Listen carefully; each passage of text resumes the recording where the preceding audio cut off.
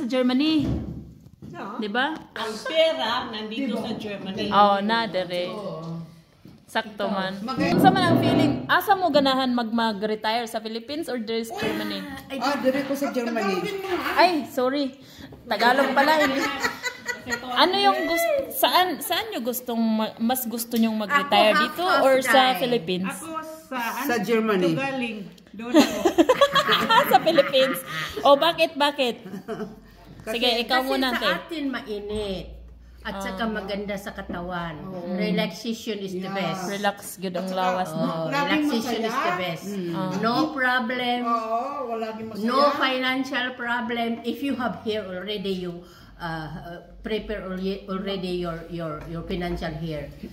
So it's Kung may pera ka na, yes. okay sa Philippines, Yes. nandun ka manirahan. Yes.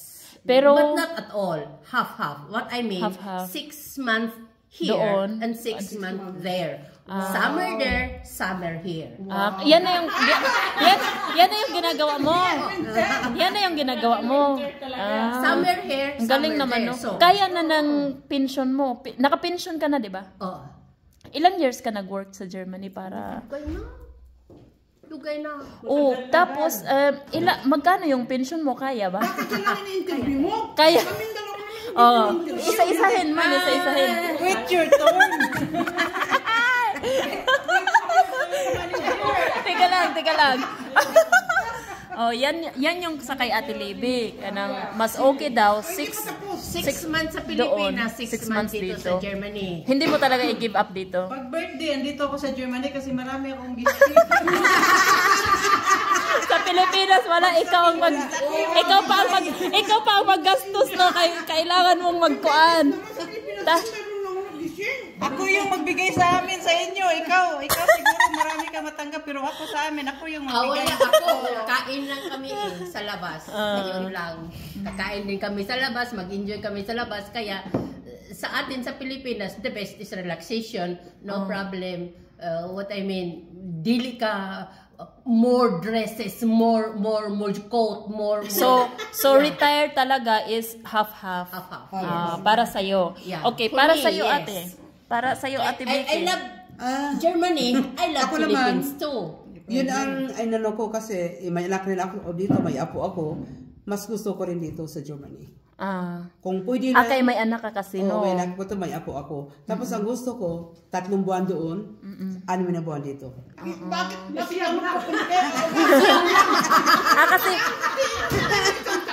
at saka ang maganda sa iyo. Ang maganda kasi sa iyo, may rent anong tawag doon, may pension ka na natatanggap saka sa husband mo rin, so medyo okay na yung life mo. Sana okay na yun, pero sa problema natin doon, hindi makaya yun. Tapos sa ngayon, may sakit din ako. Kasi dito wala kang babayaran, di ba? Dito naman pray ako kasi yung sa karin kasi 38 katoy ko nagtrabaho rito dahil hindi ako talaga 38 years ka nagtrabaho, so kayod lang ng kayod. Tapos ngayon andyan na, may pension ka na. Dito ako talaga mag-ano sa rente ko. Anuhin ko talaga yan. Iba-iba talaga. Hindi. Iba. Pinagpuputsinan ko. Iba naman yung iyo. Iba naman yung sa akin din. So, iba-iba talaga yung ating opinion, no? Totoo. Salamat sa inyong mga opinion, ha. Dito naman tayo. Dito. Tingling. Sige, ikaw muna. Sige. Sige, ikaw muna. Ako na rin, wala na rin ako trabaho.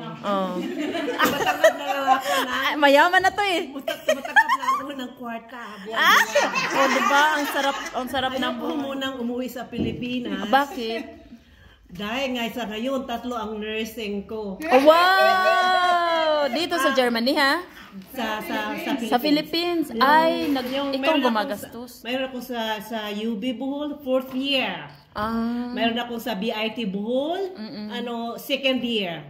Mayroon ako 3rd year nursing sa Mountain View College sa Bukidnon, Muswan, Bukidnon. Ay, bali trabaho ko. Interna. Sa taga Muswan, Bukidnon. Interna sa Kaya ayaw mo munang mag-ano kasi may pinapaaral ka pa, patatapusin na nag-aaral pa, magastos pa, so kayod muna. Talaga May naman. anak na po. So, kung papiliin ka, Philippines or dito sa Germany? Germany, bakit? Mas ako secured ako yung sa social system nila. Halimbawa patulad Hindi ka magbayad, no? Di ba na-cancer ako, nag-chemotherapy Nagkasakit, ako. yun, Kung yun. nasa Pilipinas pa ako, patay na ako. Oo, Kaya tama. mag-chemotherapy. Kasi dito, Ay, no, lahat magkasakit to. lahat sa kanila, no? Lupad na tayo. Lalo na doon ngayon, walang Pareha pati PhilHealth. Sorry to say. Pero meron Ang extra. nasa housing. Ambot lang. Basta, murag safe dito, no? Kung may ano ka, no? Dito na siya sa Malaysia. Meron ako 3 anak, amiga ni 4 na ako, at sa Sa asawa ko. tulungan ni nga. So, happy ka na dito sa Yes. Germany. Pero kung papiliin ka na talagang dito, no? Dito talaga. Wala na talaga Philippines. Pwede naman magbakasyon. Bakasyon na lang sa Philippines. Magbakasyon. Sige, salamat ate. Ikaw naman, ate Rosalia.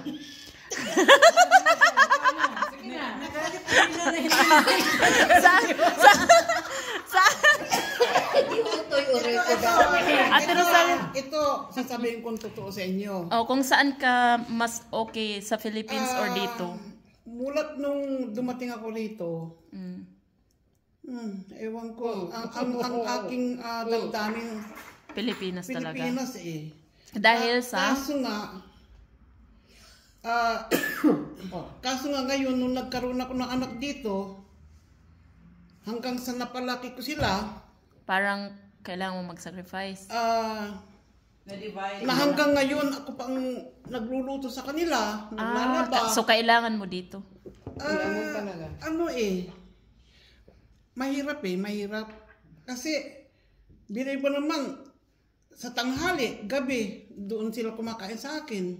Ako nagluluto, araw-araw, ganun. Tapos yung, halimbawa noon, naging masaya lang ako dito nung, yung mapagmahal yung parents ni Manfred. Yung minahal nila ako para bang inangkin na nila ako, ganun. So napamahal ka na rin dito? Oo, napamahal ako dito. At saka, Germany talaga. At saka, Pas na to. talagang napapasalamat ako sa Panginoon kasi may 3 kong anak dito, talagang nila sa akin eh. Yung, yung kagaya ngayon, wala na akong trabaho kasi may sakit na nga ako. Depend ka sa kanila. Mga anak ko. Tinutulungan ka? Talaga. So okay dito sa Germany? Oo. Kasi makatanggap At saka may anak din ako sa Pilipinas, ganyan. Ang puso mo, Kahit, naintindihan ko na. Kahit na yung puso mo, gusto mo sa Pilipinas kasi mas relax doon, pero nandito kasi lahat yung yung anak mo. So, sacrifice din pala talaga, kahit no? na ma-hospital ako, gusto ko na lumabas kasi anong kakainin ng mga anak ko?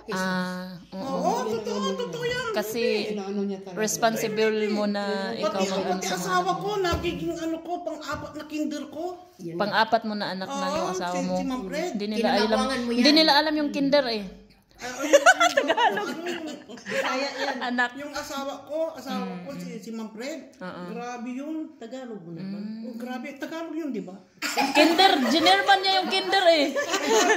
Mga Filipino hindi ba nakaintindi ng kinder?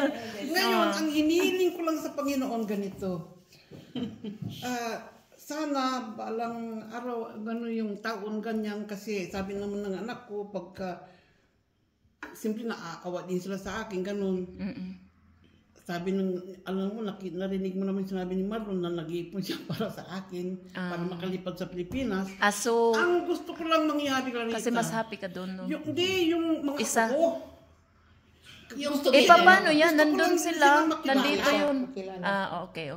Magbanding kayo ni Andro. Gusto ko sila makilala, gusto ko sila mayakap, ganun. Naku, siguro Clarita pag nangyari yun, kahit na mamatay na ako. Uy, Yun lang, totoo yun.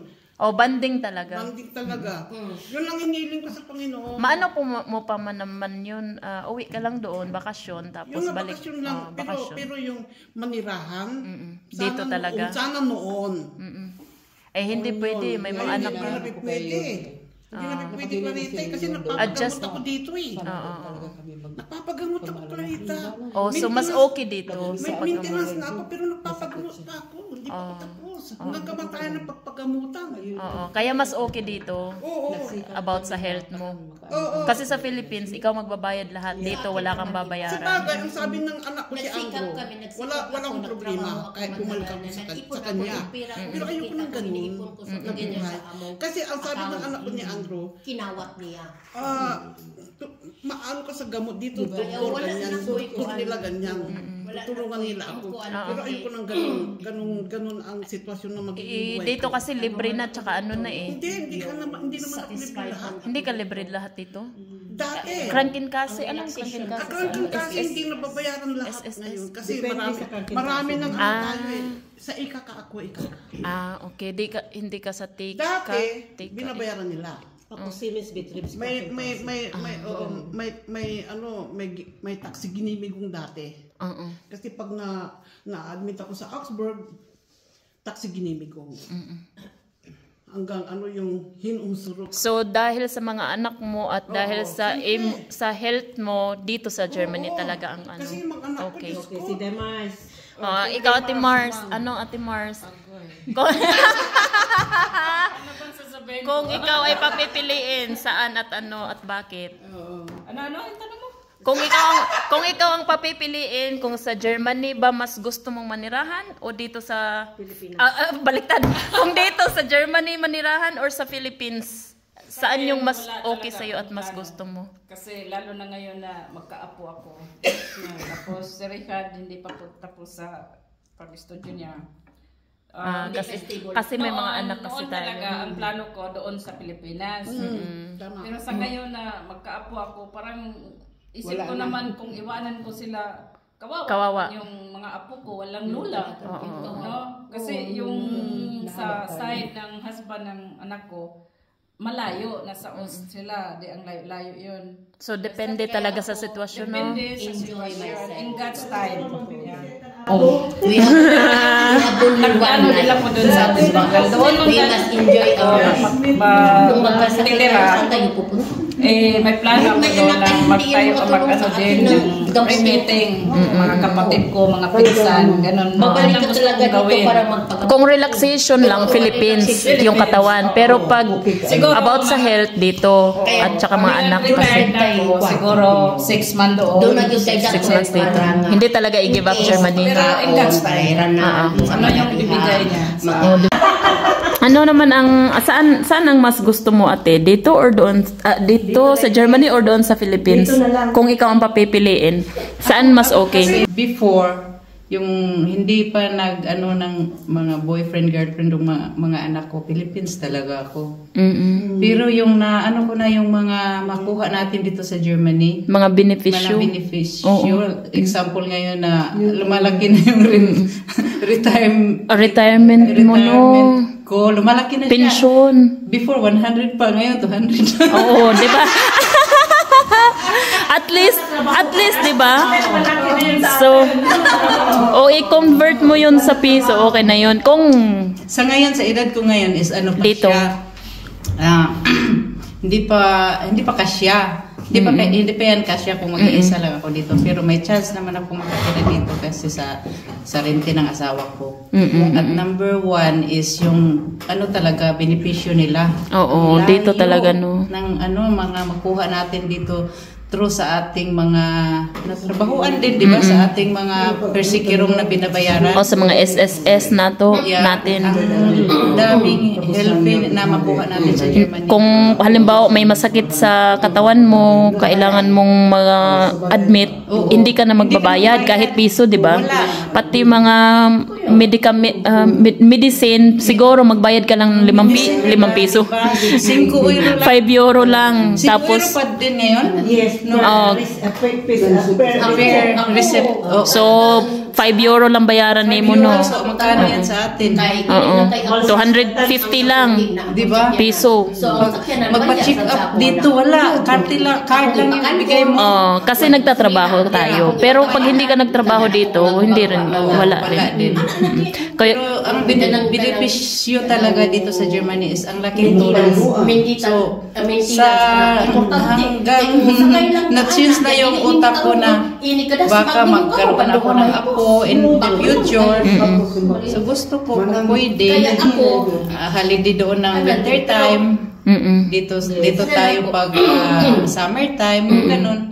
Kasi happiness natin as a mother is hindi natin ma-change kung wala yung mga anak natin sa ating paligid. Hindi tayo complete. Yun lang no. Kasi may mga anak na tayo, yun talaga yung nakapag-hold sa atin. Yun yung maka-change ng mga plan. Kasi dati, gusto talaga nating umuwi. So, yun na, nanalo ang Germany. Germany, paano na yan, no? Germany talaga. Ikaw. Ganun. Ganon din, half-half. Half, kung pwede lang half-half. Pilipinas.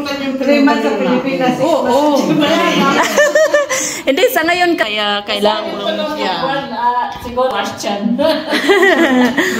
diba? Papalit dito sa Germany. Swerte naman talaga tayo dito, no? yung swerte natin is hindi yan natin makalimutan through sa ating mga husband, no? Kaya thank you Lord talaga, no, hindi natin alam dati na kuan, diba? Diba, no?